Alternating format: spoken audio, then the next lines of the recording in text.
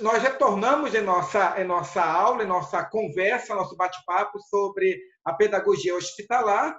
Nessa oportunidade, nós estamos com a professora Luciana Reis, a qual desenvolveu há pouco conosco aí o elemento teórico, né, o referencial teórico sobre a pedagogia hospitalar. Compartilhou também conosco a sua experiência na prática, né, sobre o que é desenvolver essa pedagogia nesse espaço tão delicado, né, que são os hospitais, o local onde as crianças ou jovens e adolescentes precisam de um acompanhamento pedagógico. E a partir dessa exposição, Luciano, eu quero fazer uma pergunta para você. Na sua opinião, quais são as habilidades bem específicas que você pode elencar, as quais o pedagogo necessariamente tem que possuir para poder desenvolver a pedagogia hospitalar? A partir da sua experiência e também da sua pesquisa no mestrado, quais seriam essas habilidades fundamentais? Bom, um pesquisador que, durante a minha pesquisa, eu estudei Maurice Tardif, onde ele fala dos saberes. Os saberes disciplinares, saberes curriculares e saberes experienciais. Os saberes disciplinares são os saberes que nós adquirimos, né, durante a nossa graduação, durante a nossa formação, né, e qualificação. Os saberes curriculares são os saberes que nós temos que ter para ser professor, né? O currículo referência nós encontramos nas secretarias, né? E o currículo, ele é flexível, o professor, ele vai flexibilizar de acordo com a necessidade do educando. E os saberes experienciais, que Maurice Tardif fala, e que eu acho que é de fundamental importância dentro da classe hospitalar, por quê? O professor, como Maurice Tardif mesmo fala, que o professor ele se torna professor no trabalho e pelo trabalho. A classe hospitalar, ela traz peculiaridades que nós não encontramos na rede convencional de ensino.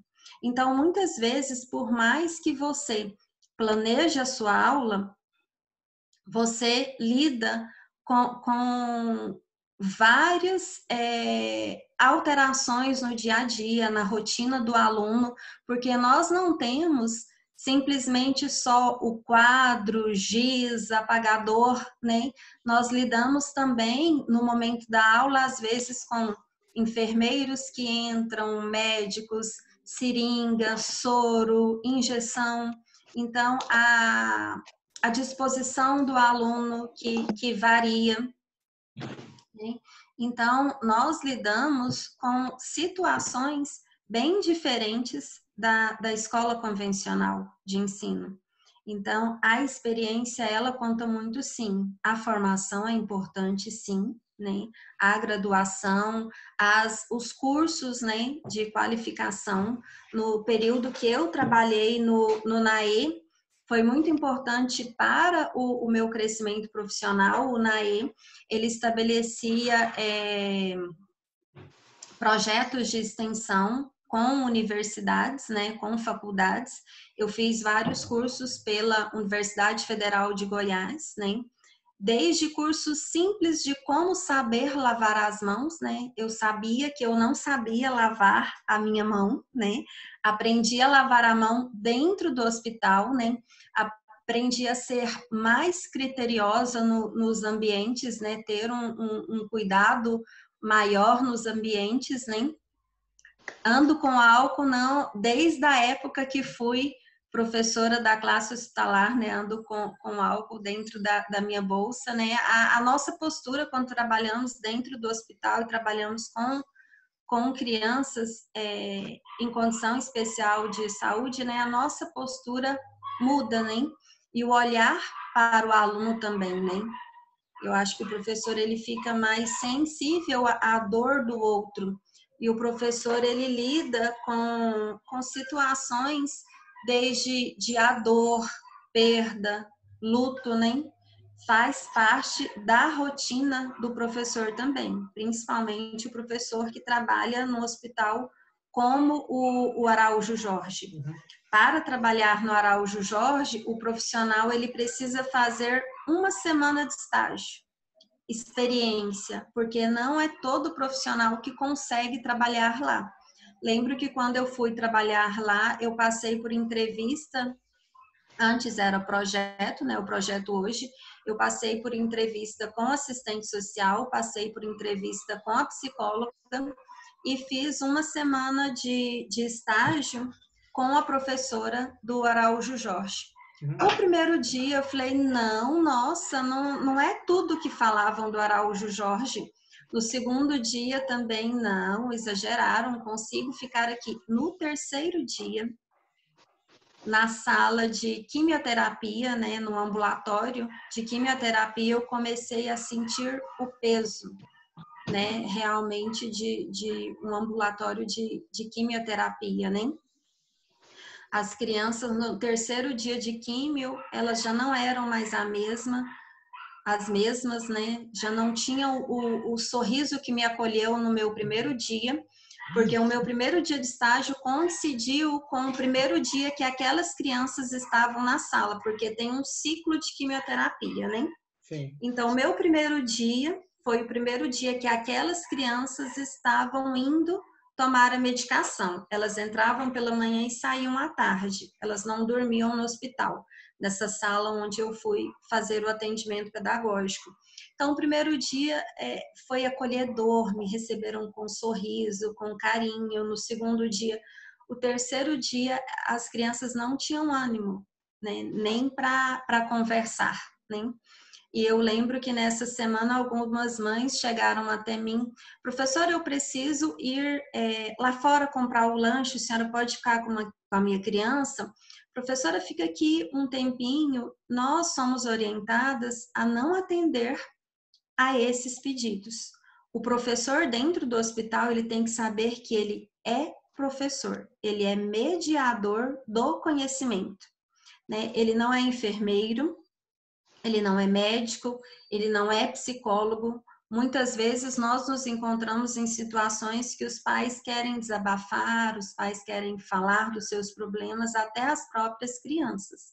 Então, nós temos que perceber qual é o momento de contar alguma situação para o psicólogo do hospital, né? Porque nós não podemos nos envolver. Acaba que acontece que se estabelece um vínculo entre aluno e professor e muitas vezes acaba que algumas coisas que a psicóloga quer saber e eles contam para o professor e não para o psicólogo. Mas aí nós somente ouvimos, né? Porque essa não é a minha profissão. Eu queria muito ter feito psicologia, não fiz. Então eu tenho que ter a consciência que eu sou professora. Dentro do hospital, eu sou mediadora do conhecimento, né? E também existem muitos pesquisadores que falam dessa atenção, né? Que o professor ele tem que saber que ele não é psicólogo, ele não é médico, ele não é recreador, pois muitos alunos só querem pintar, só querem desenhar, só querem trabalhos de arte. E a educação hospitalar, por uma época, ela foi confundida, sim, somente como recreação, né? Ela foi confundida somente como recreação. Então, o professor ele tem que saber que ele tem que trabalhar com o currículo, né? O currículo referência, né? Da escola desse aluno. Tem que existir uma parceria entre esse professor do hospital e a escola do aluno, porque o aluno ele vai ser inserido novamente, né, na escola regular. Então, esse professor trabalha com esse aluno, mas ele vai ser inserido novamente à escola regular de ensino. Você descreveu a função a ser exercida pelo pedagogo, né? O pedagogo ele trabalha dentro de uma instituição e nessa instituição existe um conjunto de pessoas com um trabalho muito específico, como você colocou, é o enfermeiro, é o médico, certo? É o pedagogo, é o psicólogo.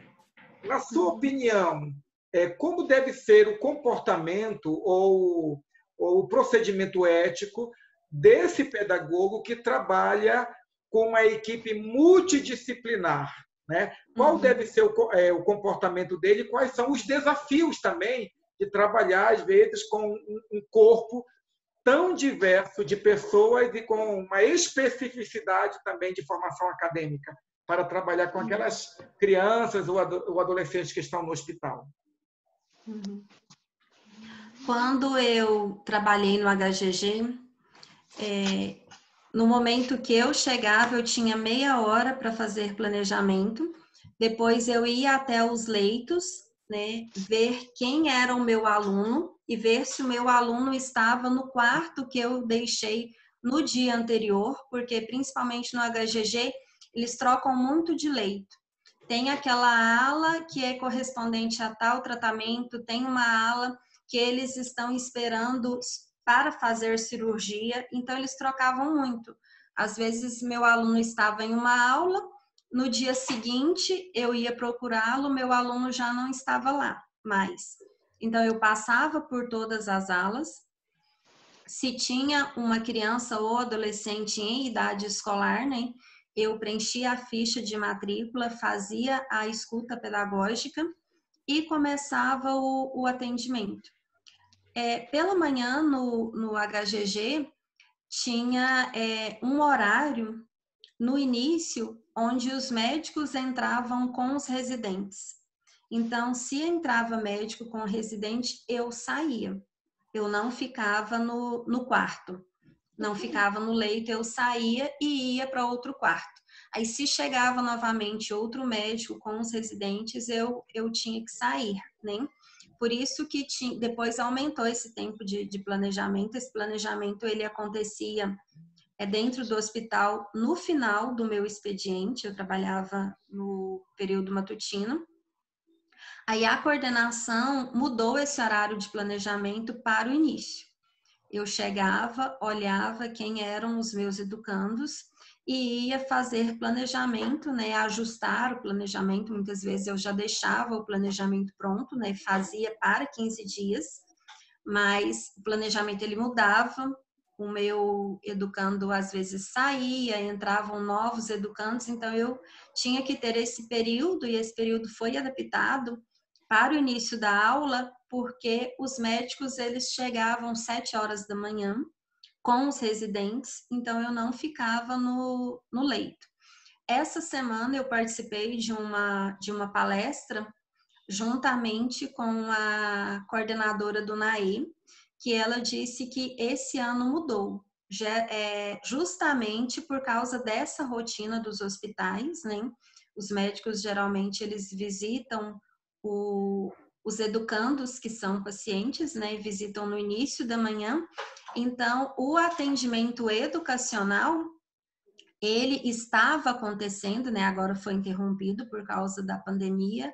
Continua apenas em um hospital, mas online, né? E ela disse que no início do ano, fevereiro e até o início de março, o atendimento educacional hospitalar ele estava acontecendo no período vespertino, porque justamente no período matutino é o período que os médicos iam até os leitos, as crianças e adolescentes faziam exames, né?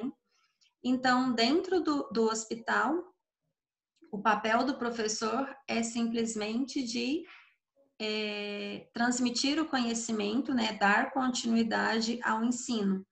Alguns hospitais, como o Hospital HC, no HC eu não trabalhei, mas eu fiz a pesquisa lá, fiz a pesquisa em 3 hospitais, e lá a equipe, eu não sei como é hoje, mas na época a equipe de professores era convidada para participar de reuniões com os médicos. Então, os professores sabiam qual era o problema de saúde do seu educando, né?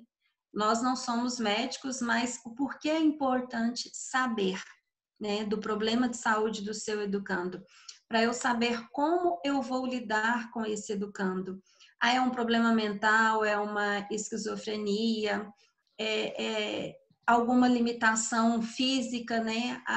Ele tem limitação na mão, então Eu não posso oferecer tesoura para esse aluno, por exemplo.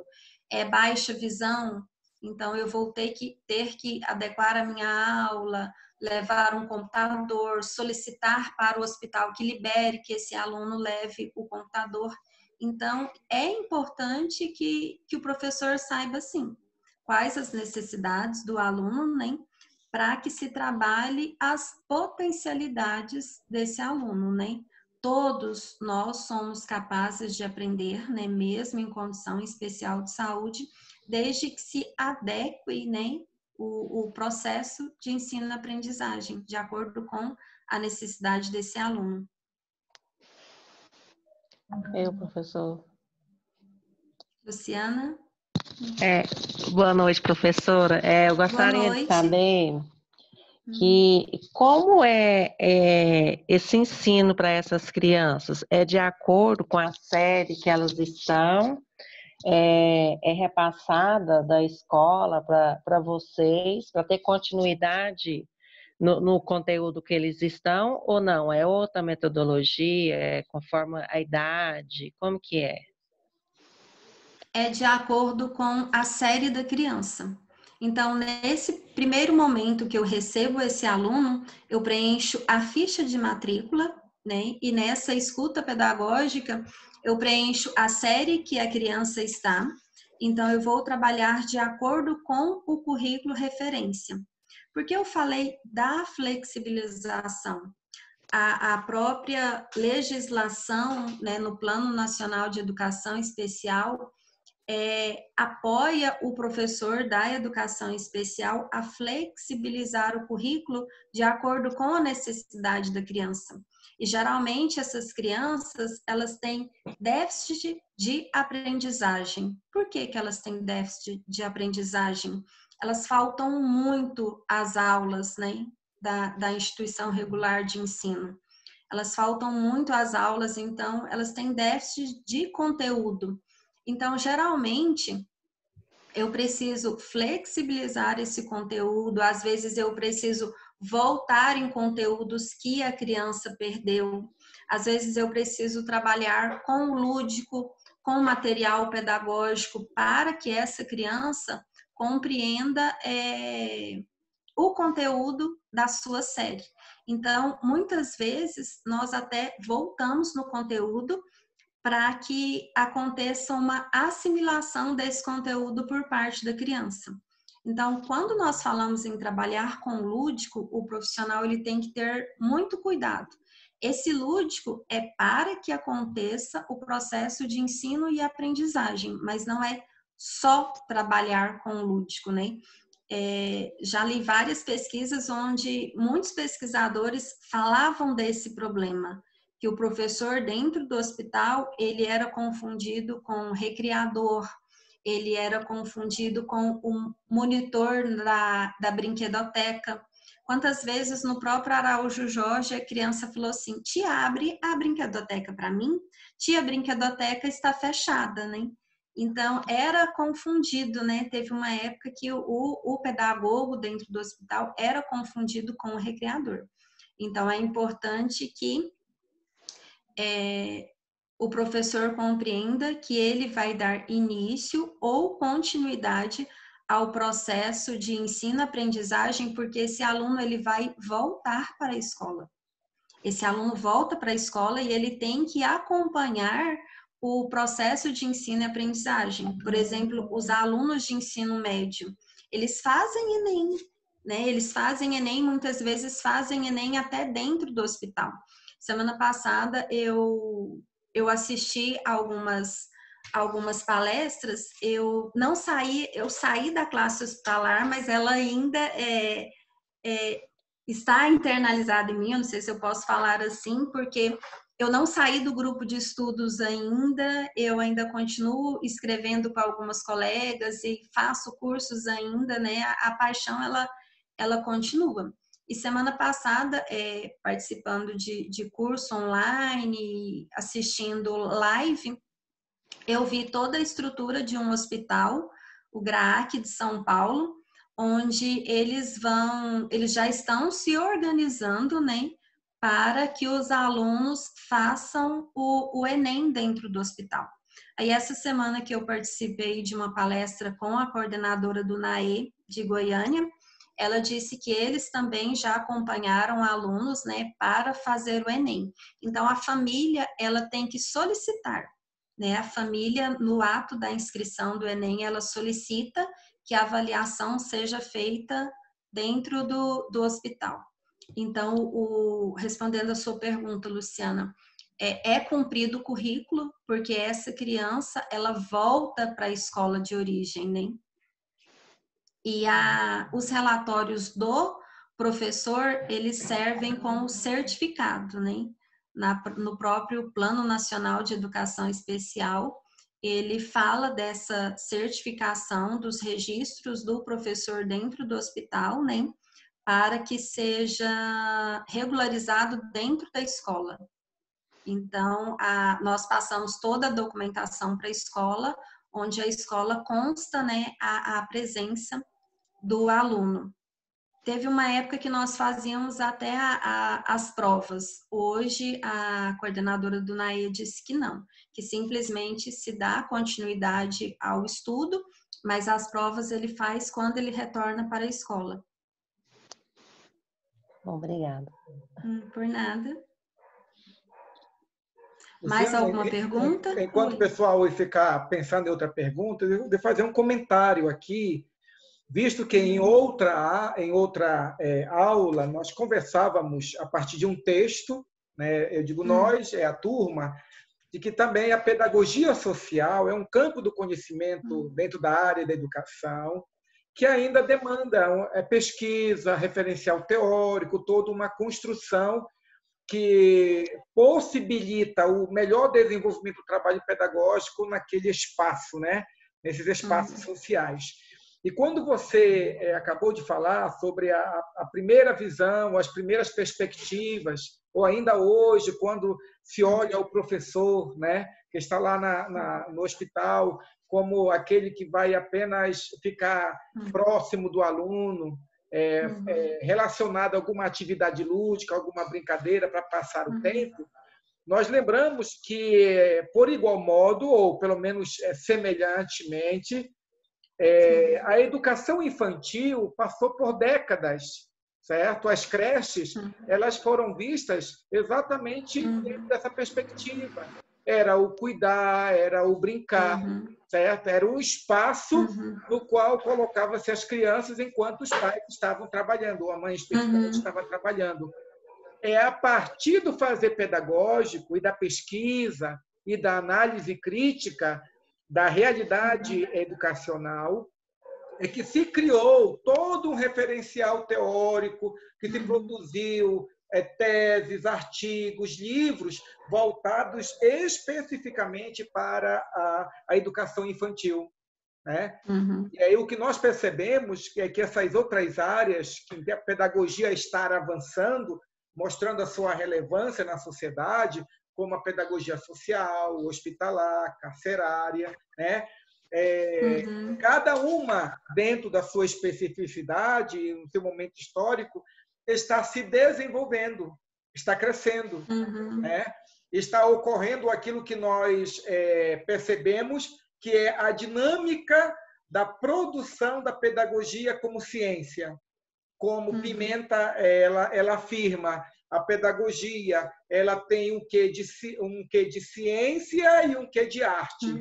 O pedagogo ele pratica e depois reflete sobre aquilo que faz. E depois que ele reflete, ele aperfeiçoa a sua prática pedagógica. E assim nós também percebemos que durante esses anos de desenvolvimento da pedagogia hospitalar, né, muito de lá para cá já cresceu, já desenvolveu-se, né, já se aprimorou, certo? Procedimentos, comportamentos, referencial teórico, procedimentos. Então, tudo isso mostra que a pedagogia hospitalar ainda não é aquilo que poderia ser, certo? Ela ainda vai se aperfeiçoar, ela ainda vai se tornar cada vez mais um campo de pesquisa da educação ainda mais específico e aperfeiçoado a partir da experiência desses pedagogos que estão nesses espaços. Como agora nós temos a grata satisfação de ter você como aquela professora, aquela pedagoga que trabalhou e depois que pesquisou, né? Fez todo um trabalho teórico de pesquisa e de elaboração textual, defendendo uma dissertação essa que contribuiu certamente para um aperfeiçoamento, né, daquilo que seja, ou daquilo que é a pedagogia hospitalar, né? Então, eu penso que o grande desafio para as nossas alunas aqui e outros alunos pelo Brasil afora, o grande desafio é perceber que todo o conhecimento que elas adquiriram e que ainda vão adquirir até o final do curso é um referencial teórico, é uma experiência de vida desenvolvido no espaço de sala de aula da faculdade, e que esses conhecimentos e essas experiências elas serão fundamentais para o desenvolvimento daquele trabalho com a pedagogia hospitalar, que, de repente, as alunas que estão me ouvindo aqui nem sabem que daqui, de repente, a 1 ano, 2 anos, 3 anos, vão participar, né? Está dentro desse trabalho, como foi o seu caso, né?